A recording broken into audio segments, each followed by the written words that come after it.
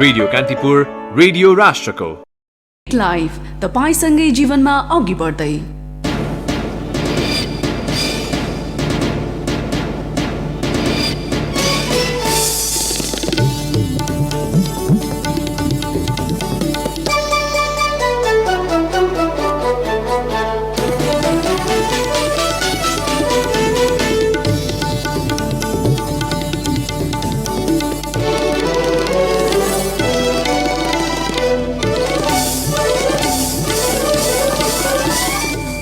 सत्ता पक्ष र प्रतिपक्षमा संवादहीनताको स्थिति रहेको पूर्व प्रधानमन्त्री केपी शर्मा ओलीको भनाई। सुकुम्बासी आयोग खारेज गरेर सरकारले सुकुम्बासीप्रति अन्याय गरेको आरोप।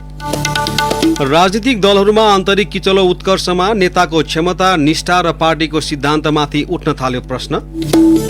पछिल्लो 24 घण्टामा देशभर 4,904 जनामा कोरोना संक्रमण पुष्टि, 2,115 जना संक्रमण मुक्त, थप 35 जनाको मृत्यु। सरकारी ऋण 40.5% वृद्धि, देशको आर्थिक वृद्धि तथा विकासमा अपेक्षित प्रतिफल हासिल हुन सकेन। कोभिड-19 महामारीका कारण विश्वभर 15 करोड 60 लाख बालबालिका विद्यालय बाहिर रहन बाध्य रहेको राष्ट्रसङ्घीय प्रतिवेदन सार्वजनिक। र अर्जेन्टिनी forward Messi French club Paris Saint Germain PSG जाने, 2 वर्षको सम्झौता, प्रति वर्ष 2 करोड 50 लाख युरो पाउने। नमस्कार, कान्तिपुर डायरीका साथमा प्रिन्स र म पवन। सुरु गरौँ अहिलेसम्मका प्रमुख प्रसङ्गबाट। नेकपा एमालेका अध्यक्ष केपी शर्मा ओलीले सत्तारूढ दलको उन्मादका कारण पछिल्लो समय सत्तारूढ दल र प्रतिपक्षबीच संवादहीनताको अवस्था आएको आरोप लगाउनु भएको छ। प्रधानमन्त्रीबाट हटेपछि पहिलो पटक प्रतिनिधि सभामा सम्बोधन गर्दै ओलीले सत्तापक्षका नेताहरूले प्रतिपक्षलाई ठेगान लगाइदिन्छौँ भनेर धम्की दिइरहेको उल्लेख गर्नुभयो। उहाँले विगतमा आफ्नो नेतृत्वमा रहेको सरकारले गरेका राम्रा कामलाई निरन्तरता दिन सरकारको ध्यानाकर्षण समेत गराउनुभयो। म माथि निकै प्रहार गरेको देखियो, भइरहेको पनि छ। मलाई त्यसमा चिन्ता छैन। संविधान बमोजिम राज्य सञ्चालन हुनुपर्छ र कानुनी राजको अवधारणाको दृढ अवलम्बन हुनुपर्छ। पूर्वाग्रह, प्रतिशोध र संयमहीनता र पक्षधरता जस्ता शासकीय दुर्गुणबाट आफूलाई अलग राख्नुपर्छ भन्ने मान्यतामा म सधैँ स्पष्ट, दृढ रहेर तदनुसारको व्यवहार गरेँ। यो सरकार कुनै सङ्घर्षको मैदानबाट ल्याउनु भएको सरकार हो, परमादेशबाट ल्याएको होइन। परमादेश सङ्घर्ष हो। असंवैधानिक काम नगर्नु होला, म पहिले नै सजग गराउन चाहन्छु। विगतमा भएका राजनीतिक र अन्तर्राष्ट्रिय एवं राष्ट्रिय हितका उपलब्धि वर्तमान सरकारले पनि बुझ्नुपर्ने उहाँको भनाइ थियो। आफ्नो नेतृत्वको सरकारले विगतमा अन्तर्राष्ट्रिय सम्बन्धमा गरेका उपलब्धिलाई पनि ध्यानमा राखेर अगाडि बढाउनु पर्ने ओलीले उल्लेख गर्नुभयो। उहाँले सरकारले सुकुम्बासी आयोग खारेज गरेर सुकुम्बासीको घाँटी सेर्ने काम गरेको बताउनुभयो। उहाँले गठबन्धनको सरकारले MCCका बारेमा आफ्नो धारणा राख्न नसकेको भन्दै जनताको प्रश्नको उत्तर दिन प्रधानमन्त्री शेरबहादुर देउवालाई आग्रह गर्नुभयो। संयुक्त सरकारको साझा न्यूनतम कार्यक्रममा MCC के गर्नुहुन्छ? चुपचाप लागेर। नेपाली जनताले जान्न चाहेको छ, सम्माननीय प्रधानमन्त्रीज्यू के गर्नुहुन्छ MCC? तपाईँ त बहुत मजबुत प्रधानमन्त्री हुनुहुन्छ। 165 सिट तपाईँको साथमा छ, तपाईँको पछाडि छ। कसैको सपोर्ट चाहिँदैन, कसैको मद्दत चाहिँदैन। त्यो 165 को सबल जत्थाले के भन्छ? MCC पास गर्ने, फेल गर्ने, के चुप लाग्छ? आफ्नो सम्बोधनको अधिकांश समय गठबन्धन सरकारको आलोचना गर्दै अध्यक्ष ओलीले 1 महिनासम्म सरकारले केही काम नगरी बधाई र धन्यवादमै अल्झिएको बताउनुभयो। प्रमुख प्रतिपक्षी एमाले संसदीय दलका नेता ओलीले आफू असाधारण जनमतका साथ पुनः मूल ढोकाबाट फेरि सरकारमा आउने दोहोर्याउनुभयो। अध्यक्ष ओलीले थरुहट लगायतसँग सहमति भएको पनि दाबी गर्दै संविधानको स्वीकार्यता भएको बताउनुभयो। उहाँले आवश्यकताका आधारमा संविधान संशोधन गर्नुपर्ने उल्लेख गर्नुभयो। दार्चुलाको तुइन घटनाका पीडितलाई उचित क्षतिपूर्ति उपलब्ध गराउन राष्ट्रिय सभाका सदस्यहरूले सरकारसँग माग गरेका छन्। सांसदहरूले भारतीय अतिक्रमणमा परेको लिम्पियाधुरा, कालापानी र लिपुलेक फिर्ताका लागि पहल गर्नुपर्नेमा सरकारलाई सुझाव दिए। राष्ट्रिय सभाको आजको बैठकको शून्य समयमा बोल्दै सांसदहरूले तुइन प्रकरण र भूमि फिर्ताका विषयमा भारतसित वार्ता गर्न सरकारको ध्यानाकर्षण गराएका हुन्।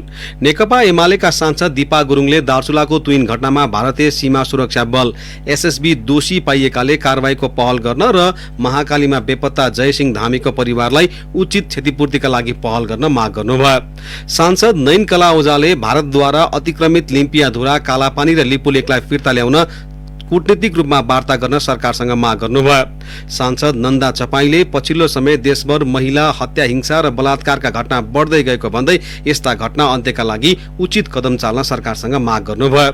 नेपाली कांग्रेसका सांसद प्रकाश पन्थले अपाङ्गता भएका व्यक्ति अझै पनि आफ्नो हक अधिकारबाट वञ्चित भएको भन्दै उनीहरूलाई हक अधिकार दिलाउन सरकारले पहल गर्नुपर्ने बताउनुभयो। अब कान्तिपुर सविस्तार। कान्तिपुर सविस्तार। मुलुकमा आर्थिक, सामाजिक, प्रशासनिक रूपान्तरणसँगै विकास, समृद्धि र स्थायित्व ल्याउन महत्त्वपूर्ण भूमिका निर्वाह गर्ने राजनीतिले नै हो। राजनीतिलाई अघि बढाउने नेतृत्वले हो। राजनीतिको बागडोर सम्हाल्ने नेतृत्व असफल भयो भने सजिलै गन्तव्य पुग्न सकिन्छ। असल भयो भने सजिलै गन्तव्य पुग्न सकिन्छ। तर मुलुकलाई समृद्धितर्फ अघि बढाउनु त परको कुरा। हाम्रो मुलुकका राजनीतिक दल भने आन्तरिक किचोलोमा अल्झिरहेका छन्। राजनीतिका जानकार भने दलहरूले सिद्धान्त बिर्सिँदा र नेताको निष्ठा र क्षमतामा कमी हुँदा स्वार्थ हावी हुने तर्क गर्छन्। 40 सालमा ठुलो अवसर थियो, त्यो अवसर गुमाइदियो। त्यहाँ परिवर्तनको ठुलो सम्भावना थियो। अनि 72 मा चुक्या छ, 62-63 को आन्दोलनमा चुक्या छ। यो हरेक पल्ट खालि चुकको इतिहास मात्रै हामी कहाँ छ। मनोवृत्तिगतमा परिवर्तन छैन। उही पञ्चायतकालीन भनौँ, सदनकालीन मनोवृत्ति नेताहरूको मन्त्री भएपछि सुविधा भोगी हुनुपर्छ, मन्त्री भएपछि रवाफ हुनुपर्छ, मन्त्री भएपछि 10 जना अगाडि 10 जना पछाडि हुनुपर्छ पनि यो मानसिकताबाट अगाडि यिनीहरूले बढिरहेछ। यो ज्यादै तुक्ष मानसिकता छ। राजनीतिक विश्लेषक सुरेन्द्र लाभ विभिन्न कालखण्डमा भएको परिवर्तनबाट आएको उपलब्धि संस्थागत गर्न दलहरू चुकेको बताउँदै पछिल्लो 3 दशकमा मुलुकको व्यवस्थामा उथलपुथल हुने गरी पटक पटक आन्दोलन भए र मूलभूत विषयमा परिवर्तन भए पनि राजनीतिक नेतृत्व चुक्दा परिवर्तन संस्थागत हुन सकेन। त्यसको प्रभाव दलहरूको आन्तरिक राजनीतिमा पनि परेको छ। राजनीतिक दल सम्बन्धी ऐन 2073 मा भएको व्यवस्था अनुसार राष्ट्रिय दलको मान्यता पाएर मूलधारको राजनीति गरिरहेका नेकपा एमाले, नेपाली कांग्रेस, माओवादी केन्द्र र जनता समाजवादी पार्टी आन्तरिक किचलोको चपेटामा छन्। सबै दलभित्र रहेका स्थायी प्रतिपक्षीका कारण आन्तरिक किचलो उत्कर्षमा छ र त्यसैको छायामा मुलुकको राजनीति परेको छ। किन यस्तो भइरहन्छ त?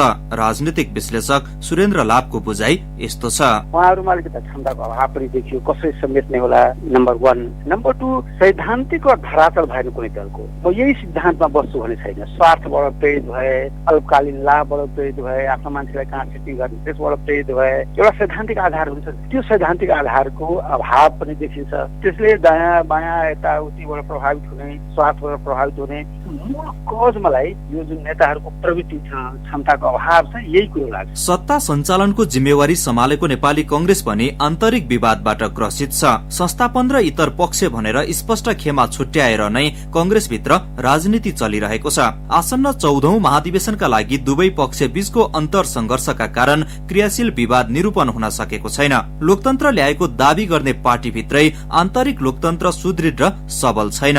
राजनीतिक विश्लेषक खगेन्द्र प्रसाई भन्छन्, दलभित्रको मत निर्माणदेखि दलभित्रको सत्ता साझेदारी, जुन सत्ताको अभ्यास छ नि, पार्टीभित्रको सत्ताको अभ्यास, त्यो सत्ताको अभ्यास लोकतान्त्रिक नभएपछि त्यो विमतिहरू, त्यो मान्छेका चाहनाहरू, भिन्न भिन्न स्वार्थहरू चाहिँ किचलोतर्फ उन्मुख हुन्छन्। त्यसैले हाम्रो समस्या चाहिँ दलभित्र पर्याप्त लोकतान्त्रिक संरचना, संस्कार, परम्परा, अभ्यास नहुने कारणबाट जन्मिएको हुन्छ। क्या मधेसमा फरक किसिमको राजनीति र आफ्नो स्थायित्व स्थापित गर्न लागि परेको जनता समाजवादी पार्टी पनि अन्ततः 2 खेमामा विभाजित भयो। अध्यक्ष उपेन्द्र यादव समूहले पार्टीको नेतृत्व सम्हालिरहँदा अर्का नेता महन्त ठाकुर पक्ष आफ्नो पक्षमा माहौल बनाउन अहिले जिल्ला केन्द्रित अगुवा कार्यकर्ता भेलामा केन्द्रित छ।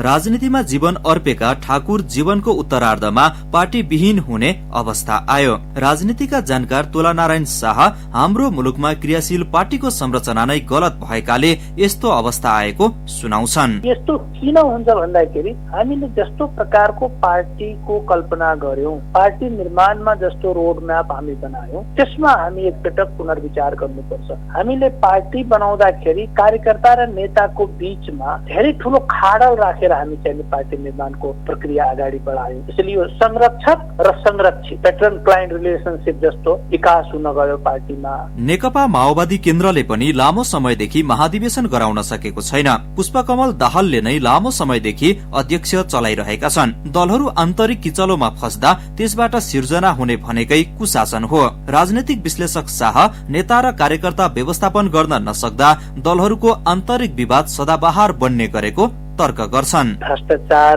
र कुशासन नै मौलाउने हो देशमा, जो अहिले पनि भइराखेको छ र यो फेरि नेपालको सदाबहार समस्या हो। दलहरू चाहिँ नै सत्तामा हुँदाखेरि नेताहरू बीचको व्यवस्थापन गाह्रो हुने, नेताहरू नमिल्ने, सत्ताभन्दा बाहिर गयो भने दलैहरू पनि गठबन्धन गरेर आन्दोलनमा तयार हुने। यो कुन खालको समस्या हो नेपाली राजनीतिमा र यसको निकास कसरी हुन सक्छ, मलाई लाग्छ नयाँ सिराबाट यसको बारेमा राजनीति शास्त्री विश्लेषकहरूको बीचमा बहस हुनुपर्छ। विभिन्न कालखण्डमा भएको आन्दोलनमा एक हुने र पछि फेरि टुट र फुटको राजनीतिमा लागेका दलका नेताको चरित्रले स्वार्थ हावी भएको प्रश्न पार्छ। तर त्यो स्वार्थ राष्ट्रिय हित र नागरिकका आकांक्षा सम्बोधनमा कम र दलीय राजनीतिको जोड घटाउ र सत्ता केन्द्रित मात्रै हुनु विडम्बनायुक्त छ। त्यसैले पनि बेला बेलामा दलका नेताको क्षमता, निष्ठा र पार्टीको सिद्धान्तमाथि पनि प्रश्न उठेको हो। एउटा दल र त्यसको नेतृत्व असक्षम हुनु त्यही दलको कमजोरी हुन सक्छ। तर समग्रमा सबै दल र नेता असक्षम हुनु चाहिँ विधिको विडम्बना नै भन्नु पर्ला। रेडियो कान्तिपुरका लागि बासु खड्का। कान्तिपुर सविस्तार।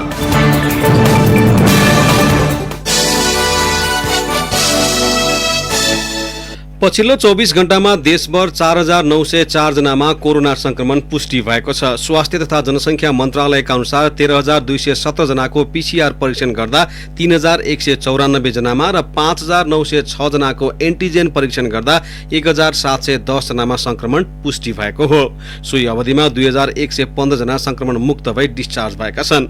देशभर 37,332 जना सक्रिय संक्रमित रहेको स्वास्थ्य मन्त्रालयले जनाएको छ। तीमध्ये संस्थागत आइसोलेसनमा 3,347 छन्। 761 जनाको आइसियुमा र 181 जनाको भेन्टिलेटरमा राखी उपचार भइरहेको मन्त्रालयले जनाएको छ। यस्तै पछिल्लो 24 घण्टामा नेपालमा कोरोना संक्रमणबाट थप 35 जनाको मृत्यु भएको छ। यो सँगै नेपालमा कोरोनाबाट मृत्यु हुनेको संख्या 10,150 पुगेको छ। कान्तिपुर डायरीमा अब ब्रेकको पालो। ब्रेकपछि कान्तिपुर डायरीमा अब बाँकी प्रसङ्ग। अर्थमन्त्री जनार्दन शर्माले अघिल्लो सरकारले जारी गरेको अध्यादेश बजेटलाई प्रतिस्थापन गर्न विधेयक ल्याउने बताउनु भएको छ। प्रतिनिधि सभाको आजको बैठकमा देशको वर्तमान आर्थिक अवस्थाको जानकारी प्रस्तुत गर्दै उहाँले सत्ता सहयात्री दल बीचको साझा न्यूनतम कार्यक्रम, सरकारको नीति र प्राथमिकता, जनचाहना तथा कोभिड-19 महामारीको कारण सिर्जित चुनौती समेतको सम्बोधन हुने गरी छिट्टै प्रतिस्थापन विधेयक प्रस्तुत गर्ने बताउनु भएको हो। हालसम्म करिब 1 करोड डोज खोप नेपाल भित्रिएको उहाँले सदनमा जानकारी गराउनुभयो। भूकम्पबाट प्रभावित अर्थतन्त्र सकारात्मक दिशातर्फ अघि बढिरहेको अवस्थामा कोभिड-19 महामारीले पुनः शिथिल बन्न पुगेको उहाँको भनाइ थियो। नेपाल नागरिक उड्डयन प्राधिकरण टुक्र्याउने गरी आएको विधेयक फिर्ता लिन माग गर्दै प्राधिकरणका कर्मचारी आन्दोलित भएका छन्। प्राधिकरणलाई टुक्र्याएर 2वटा संस्था बनाउने गरी नेपाल नागरिक उड्डयन प्राधिकरण विधेयक 2076 र हवाई सेवा प्राधिकरण विधेयक 2076 राष्ट्रिय सभाबाट पारित भई प्रतिनिधि सभामा जाने क्रममा छ। सो विधेयकले हवाई सेवालाई महँगो बनाउनुका साथै स्वार्थ समूहको चलखेलले उड्डयन सुरक्षामा असर पर्ने भन्दै कर्मचारीहरू हिजोदेखि आन्दोलित भएका हुन्। सरकारले आज नेपाल नागरिक उड्डयन प्राधिकरण विधेयक र नेपाल हवाई सेवा प्राधिकरण विधेयक प्रतिनिधि सभामा टेबल गरेको छ। लुम्बिनी प्रदेशसभाको विशेष अधिवेशन आह्वान विरुद्ध सर्वोच्च अदालतमा परेको रिट निवेदन हेर्न नभ्याइने भन्दै आजका लागि स्थगित भएको छ। न्यायाधीश प्रकाशमान सिंह राउतको एकल इजलासले पेशी हेर्न नभ्याइने भन्दै स्थगित गरेको हो। एमालेका प्रदेशसभा सदस्य लीला गिरीले हिजो सर्वोच्चमा रिट निवेदन दिनुभएको थियो। विपक्षी गठबन्धनका 34 जना सांसदको हस्ताक्षरमा गरिएको समावेदन पछि प्रदेश प्रमुख अमिक शेरचनले भोलिका लागि प्रदेशसभाको विशेष अधिवेशन आह्वान गर्नुभएको छ। यो सँगै भोलि विशेष अधिवेशनमा मुख्यमन्त्री शंकर पोखरेल विरुद्धको अविश्वास प्रस्तावमाथि छलफल हुनेछ। प्रधान सेनापति पूर्णचन्द्र थापा आजबाट घर विदामा बसेपछि बालाध्यक्ष रथी प्रभुराम शर्माले कायम मुकायम प्रधान सेनापतिको जिम्मेवारी सम्हाल्नु भएको छ। प्रधान सेनापति थापा आगामी भदौ 24 गतेबाट अनिवार्य अवकाशमा जाँदै हुनुहुन्छ।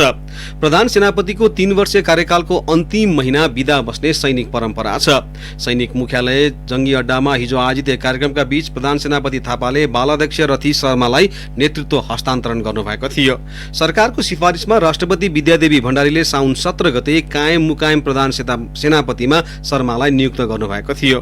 कायम मुकायम प्रधान सेनापति शर्माले नै आगामी भदौ 25 गतेबाट नेपाली सेनाको प्रधान सेनापतिका रूपमा नेतृत्व सम्हाल्नुहुनेछ।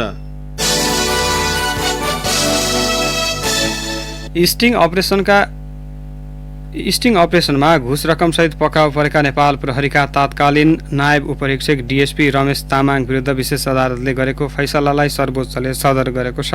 अख्तियार दुरुपयोग अनुसन्धान आयोगले दायर गरेको भ्रष्टाचार मुद्दामा विशेष अदालतले डीएसपी तामाङलाई 3 महिना कैद गर्ने फैसला गरेको थियो। विशेष अदालतको फैसला विरुद्ध डीएसपी तामाङ 2073 फागुन 23 गते सर्वोच्च गएका थिए। न्यायाधीश ईश्वर प्रसाद खतिवडा र टङ्कबहादुर मोक्तानको संयुक्त इजलासले साउन 19 गते डीएसपी तामाङ विरुद्धको सजाय सदर गरेको हो। सर्वोच्चले गत वैशाखमा अख्तियारबाट नै नगद रकम लगेर रङ्गेहात पक्राउ गर्नु र भ्रष्टाचार मुद्दा चलाउनु गलत हुने भनी त्यस सम्बन्धी आयोगको नियमावलीको नियम 30 खारेज गरेको थियो। प्रहरी वृत्त नयाँ बानेश्वरको इन्चार्ज रहँदा तामाङ नयाँ बानेश्वरको एक होटलबाट घुस बापतको 50,000 रुपैयाँ लिइसकेको अवस्थामा पक्राउ परेका थिए। गत वर्षको साउनमा 39 जनाको ज्यान जाने गरी खसेको पहिरोले विस्थापित भएका सिन्धुपाल्चोक लिदिका 209 घरमध्ये 31 परिवारले 1 वर्षपछि बल्ल अस्थायी घर पाएका छन्। पहिलो चरणमा पूर्ण रूपमा क्षति भएका परिवारलाई अस्थायी आवासमा राखिएको छ। आंशिक क्षति भएकालाई दोस्रो चरणमा काम गर्न लागि जुगल गाउँपालिकाले जनाएको छ। सिन्धुपाल्चोकबाट सहकर्मी कमला पाखरिनको रिपोर्ट। गत वर्षको साउन 30 गते लिदी पहिरोमा आमा गुमाएर श्रीलङ्का बाँसकर्कमा बस्दै आएकी श्रीमाया तामाङ 2 कोठे जस्ता पाता प्रयोग गरेर निर्माण गरिएको अस्थायी घर पाएपछि खुसी छिन्। आफ्नो घर जग्गा सबै गुमाएपछि 1 वर्षदेखि वन क्षेत्रमा पालमुनि बसेकी उनी अहिले जस्ता पाताले निर्माण गरेको अस्थायी बास पाउँदा पहिरोको पीडा भुल्न खोज्दैछिन्। 1 वर्ष ट्रेनमा बस्दाखेरि हिलो आउने, तलबाट पानी चुइने, यो घर बनाएपछि चाहिँ पानी पनि चुइदैन, ढुक्कले बस्न पायो, ढुक्कले खान पायो।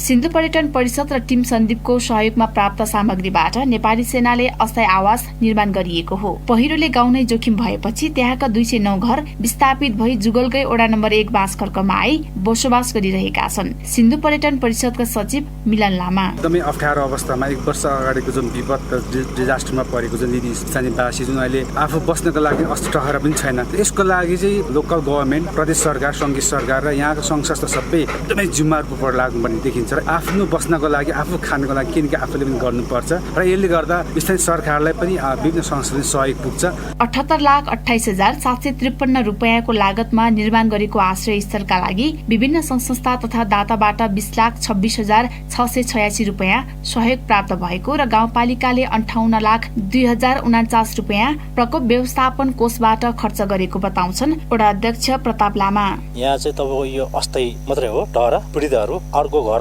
नबनाएसम्म अनि पछि उहाँहरूले घर बनाइसकेपछि अर्को घरमा सिफ्ट गरेपछि यो 31 घर चाहिँ अर्को जुगलको कुनै वडाहरू त्यस्तै जोखिम अब भयो भने यहाँ बस्नु हुने खालको बनाएको यो। पहिरोमा 29 घर पूर्ण रूपमा क्षति भएका थिए, 5 घर भने आंशिक क्षतिमा परेको थियो। जिल्ला विपद व्यवस्थापन समितिले अस्थायी आश्रय स्थल निर्माण गर्ने निर्णय गरेर बोलपत्र आह्वान गरेकामा ठेकेदारले चासो नदेखाएपछि गत जेठ 31 गते नेपाली सेनालाई अनुरोध गरेपछि पीडितहरूले 1 वर्षपछि मात्रै अस्थायी बास पाएका हुन्। रेडियो कान्तिपुरका लागि कमला पाखरिन, बाँसखर्क, सिन्धुपाल्चोक। अब केही समाचार संक्षेपमा। विभिन्न हात हतियार सहित कैलालीको गौरीगंगा नगरपालिका 9 शङ्करपुरबाट प्रहरीले 46 वर्षीय मोहित कुमार शाह र 53 वर्षीय खेमराज चौधरीलाई पक्राउ गरेको छ। काठमाडौँ प्रहरीले औषधिजन्य लागू औषध सहित 3 जनालाई पक्राउ गरेको छ। पक्राउ पर्नेमा पर्साका 19 वर्षीय नितेश पटेल र 20 वर्षीय फैयाज अन्सारी तथा बाराका 19 वर्षीय रविन्द्र प्रसाद कुर्मी छन्। एसिड विक्रेतालाई सफाई दिएकोमा चित्त नबुझेको भन्दै धनुषा जिल्ला अदालतमा आपत्ति जनाउन गएकी एसिड पीडित आरती शाहलाई प्रहरीले नियन्त्रणमा लिएको छ। एसिड विक्रेता नगेन्द्र शाहलाई अदालतले सफाई दिएर आफूलाई अन्यायमा पारेको आरतीको भनाइरहेको छ। मदन भण्डारी स्वास्थ्य विज्ञान प्रतिष्ठान अन्तर्गतको हेटौँडा अस्पतालमा कार्यरत चिकित्सकमाथि दुर्व्यवहार गरेको आरोपमा सञ्चालक समिति सदस्य हिरा वाइवालाई प्रहरीले आज पक्राउ गरेको छ। भन्सार छली ल्याइएको 150 ग्राम सुनसहित प्रहरीले त्रिभुवन अन्तर्राष्ट्रिय विमानस्थलबाट रामेछाप घर भएका 25 वर्षीय सन्तोष बस्नेतलाई पक्राउ गरेको छ। र हुन्डी कारोबारमा संलग्न रहेको आरोपमा काठमाडौँ प्रहरीले 4 जनालाई 91,96,000 रुपियाँ सहित पक्राउ गरेको छ। पक्राउ पर्नेमा 53 वर्षीय तरुण अग्रवाल, 25 वर्षीय नितेश श्रेष्ठ, 29 वर्षीय नरबहादुर खड्का र 34 वर्षीय अर्जुन चौलागाई छन्। कान्तिपुर डायरीमा अब सिन्धुली डायरीको पालो। सिन्धुली डायरीमा राजकुमार कार्कीको नमस्कार। सिन्धुली गढीमा युद्ध संग्रहालय सञ्चालनमा आएपछि आन्तरिक पर्यटकको घुइँचो लाग्न थालेको छ। बीपी राजमार्ग हुँदै सोला भन्ज्याङ पुगेर गढी क्षेत्र प्रवेश गरेपछि सशुल्क युद्ध संग्रहालय क्षेत्रमा प्रवेश पाइन्छ। संग्रहालय नेपालकै पहिलो र दुर्लभ भएकोले पनि यसको चासो लिएर हेर्न आउने पर्यटकको संख्या बढ्दै गएको हो। कमलाबाई नगरपालिकाका अनुसार संग्रहालय हेर्न आउने पर्यटकबाट दैनिक 20,000 रुपियाँ राजस्व सङ्कलन हुने गरेको छ। संग्रहालय हेर्न आउने मध्ये सर्वसाधारणका लागि 50 रुपियाँ, विद्यार्थीका लागि 25 र विदेशी पर्यटकका लागि 200 रुपियाँ प्रवेश शुल्क तोकिएको छ।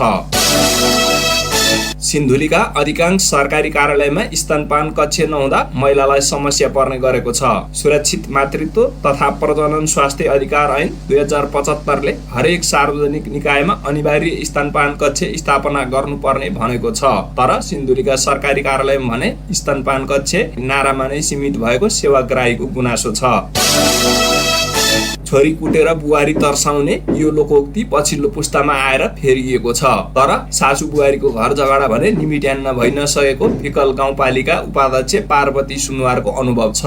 न्यायिक समितिको संयोजक समेत रहनुभएका उपाध्यक्ष सुनुवारले मुद्दाको आधा हिस्सा भने घरेलु झगडा नै हुने गरेको बताउनु भयो। गत आबमा फिकल गाउँपालिका न्यायिक समितिमा परेका 23 वटा मुद्दा मध्ये आधा घर झगडा रहेको र ती मध्ये पनि सासू बुहारीको बेमेलका घटना बढिरहेको उहाँले जानकारी दिनुभयो। घरेलु झगडा त्यसमा पनि सासू बुहारीको बेमेललाई मेलमिलाप गराउन गाउँपालिकाले फरक तरिका रोजेको छ। हवस् त सिन्धुली डायरी आजलाई यति नै। राजकुमार कार्की बिदा हुन्छु। नमस्कार। जिल्ला डायरीपछि कान्तिपुर डायरीमा पुनः ब्रेकको पालो।